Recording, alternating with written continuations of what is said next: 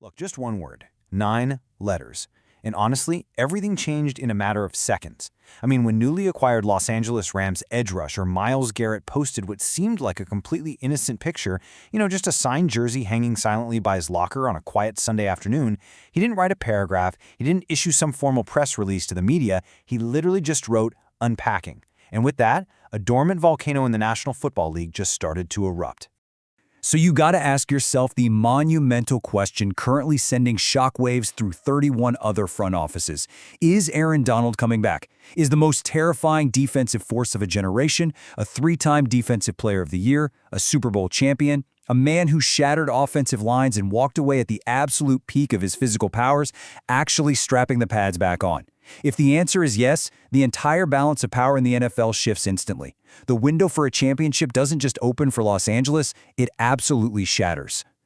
Welcome to NFL Nexus. I'm your host, and today we're diving deep into an explainer on a 2026 offseason that has, without a doubt, permanently altered the landscape of professional football. But before we get into the absolute madness, do me a favor. Make sure to subscribe to the channel, like this explainer, and drop a comment down below with your thoughts on these historic moves. And hey, if you really want to support these deep, cinematic dives into the gridiron, hit that join button to become a channel member today. All right, let's dive right into this, because this summer of 2026, it's unlike anything we've ever witnessed in the history of the sport.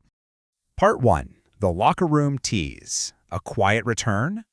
Let's set the scene over at the Los Angeles Rams facility. Now, mid-July is typically the dead zone of the NFL calendar, right? It's a time for vacations, it's a time for quiet, but inside those walls, that silence has been completely replaced by the deafening roar of comeback rumors. And if we look closely, we can actually trace the breadcrumbs meticulously. Step 1. Flashback to the end of the 2023 season. At 35 years old, Aaron Donald retires. But here's the thing. He keeps himself in near-game shape, never truly letting his body rest.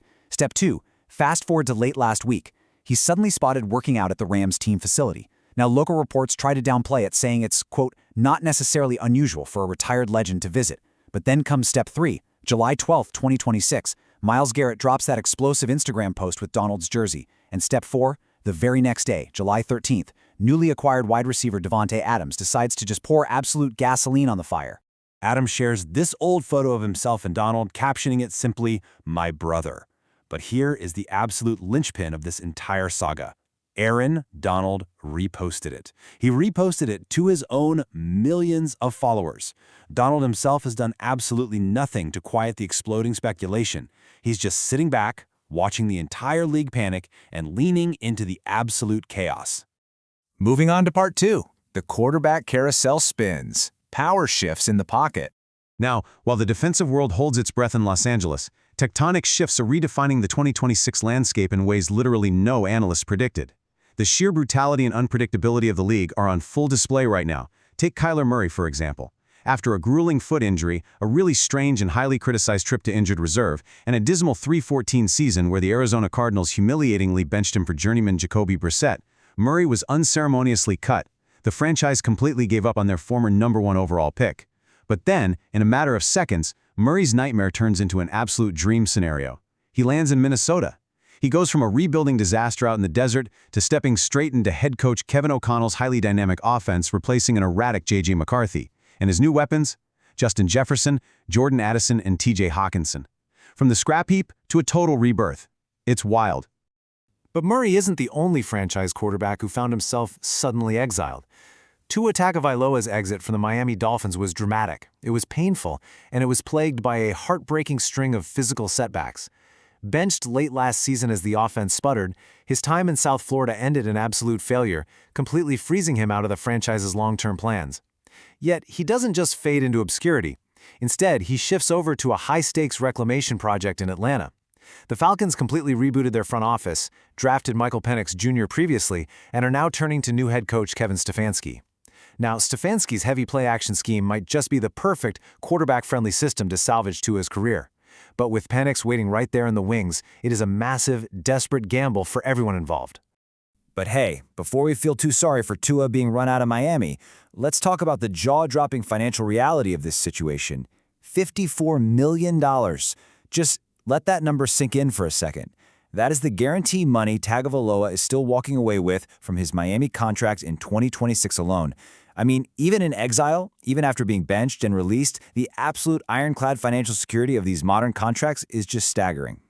Which leads us to part 3, high-stakes financial gambles, the price of a roster. Because look, this 2026 offseason isn't just about where players are going. It's deeply about the staggering sums of money changing hands. We're talking about ruthless, league-altering business decisions that front offices are literally forced to make. If you want to understand true organizational pain, just look at this number, $99.2 million. That is the bone-chilling, record-smashing dead money hit the Miami Dolphins had to absorb just to release Tua Tagovailoa. To put that into perspective, they essentially incinerated nearly $100 million of precious salary cap space just to make him go away. It's a historical, paralyzing testament to the sheer price of getting the quarterback position wrong in today's NFL. And with salary caps stretched to the absolute breaking point by these dead money hits, teams are forced to take massive, terrifying risks on damaged goods just to secure an edge on the field. Every single signing here is a micro-story of desperation. Let's look at J.K. Dobbins, a man who has suffered devastating knee ligament tears and a ruptured Achilles. Missing an unfathomable 58 games in his career, he somehow gets $8 million guaranteed from the Denver Broncos. Then there's Nakobe Dean, plagued by chronic foot injuries and a grueling rehab from a torn patellar tendon, managing to secure $20 million guaranteed from the Las Vegas Raiders. And Dre Greenlaw, who gave us one of the most brutal visual moments in recent history by tearing his Achilles simply running onto the field during the Super Bowl, gets a fully guaranteed $6 million deal to return to the 49ers. I mean, these aren't safe bets. These are front offices closing their eyes, rolling the dice, and just praying these fragile bodies hold together for one more winter.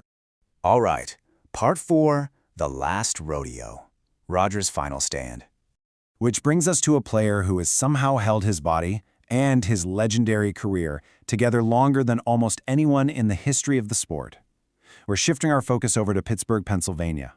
At 42 years old, Aaron Rodgers is extending his career under, of all people, his former Green Bay coach Mike McCarthy. The entire league operated under the firm expectation that 2025 was the absolute end. He was supposed to quietly hang up his cleats on a modest $13.65 million deal, but instead, Rodgers executes a shocking reversal. He decides to stay for 2026, and in the process, bags a hefty raise, bumping his contract up to $22 million. He just couldn't walk away. The fire, the ego, the need to compete, it's all still there. And he immediately set about asserting complete control over his new locker room. Over the summer, Rodgers organized this elaborate Western-themed retreat. He posted stylized photos to Instagram tagged Last Rodeo and Bonding Week. We are talking horseback riding through the mountains, fishing, paddleboarding, and late-night campfires. And he wasn't alone. He brought along key weapons, players like DK Metcalf, Michael Pittman Jr., Mason Rudolph, and Pat Freiermuth. It looked like the ultimate picture of team chemistry, right? Well, until you noticed who wasn't sitting around that fire. The internet absolutely exploded with one glaring, inescapable question. Where in the world was Will Howard? Howard is the second-year quarterback for the Steelers, the supposed heir apparent, the young prospect meant to take the reins. Now, in the NFL, the psychological warfare between an aging legend and a young successor is incredibly well documented. So his total absence from this highly publicized team event instantly built immense, suffocating tension. Was there a rift? Was the 42-year-old veteran intentionally freezing out the young prospect to solidify his grip on the franchise? I mean, the media cycle spun completely out of control in a matter of hours. But here is exactly how quickly modern media speculation can fabricate a crisis completely out of thin air. When you meticulously trace Will Howard's own social media during that exact time frame, the truth is entirely beautifully mundane. He was at a family wedding. That's it. Furthermore, Rodgers has consistently praised Howard since arriving in Pittsburgh, speaking openly about mentoring him. There was no rift, there was no freezing out, it was just a young man attending a family wedding over football drama, perfectly neutralizing the completely unnecessary panic manufactured by the internet. Part 5. Under the Radar Breakouts, the Beneficiaries. While superstars like Rodgers, Donald, and Murray are grabbing all the blinding headlines, the true foundation of the 2026 season is really being built in the shadows. These are the background beneficiaries rapidly cashing in on their sudden rise in opportunity. First up, Lucas Van Ness in Green Bay.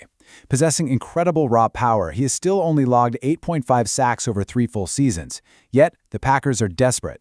They traded Rashawn Gary, and with Micah Parsons dealing with a lingering injury, they had absolutely no choice but to fully guarantee Van Ness's $13.75 million fifth-year option. They're betting millions on a breakthrough that simply hasn't happened yet. Next, Jalen Travis. A massive 6'8" mammoth of a sophomore, he's suddenly taking over the Indianapolis Colts right tackle spot after veteran Braden Smith walked in free agency. He's instantly tasked with protecting Daniel Jones in a make-or-break year. And finally, Geno Smith. His highly anticipated reunion with Pete Carroll in Las Vegas ended in a 17-interception disaster. He was effectively exiled, the bridge to nowhere. But now, at 36 years old, he miraculously returns to the New York Jets as their unquestioned bridge starter.